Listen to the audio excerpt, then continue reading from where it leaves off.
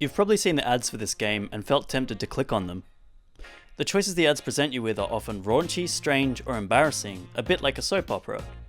As a result, I was not surprised when an influx of memes spawned from these weird ads.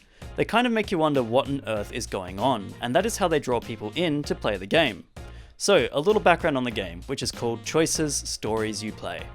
It's a mobile game developed by Pixelberry Studios for iPhone and Android. It's kind of like a dumbed-down RPG, except pure dialogue, a bit like a text adventure, except if Zork became a children's picture book. What I'm trying to say is, it's trashy, dumb, and probably all the worst things that would be in an RPG. But perhaps the best part of the game is the concern it has raised on those for parents websites, in which concerned mothers complain about implied sex scenes and nudity. On top of that, there's actually no nudity in the game. The sex scenes I found on YouTube featured either a topless man or woman in a bra, culminating in nothing worse than what you'd find in a young adult fiction novel. Sure, it gets a bit raunchy, but it's not like there's any nudity on screen.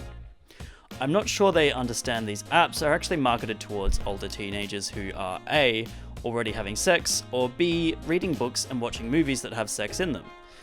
I'm sure a few static images of a man and a woman sexting isn't going to make children throw off their clothes and bone.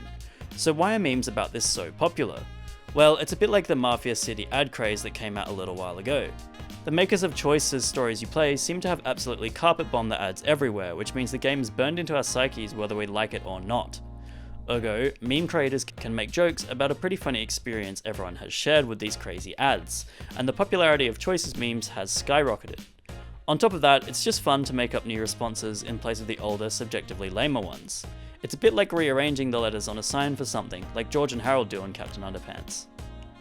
What meme would you guys like me to give a lesson in next? Let me know in the comments below.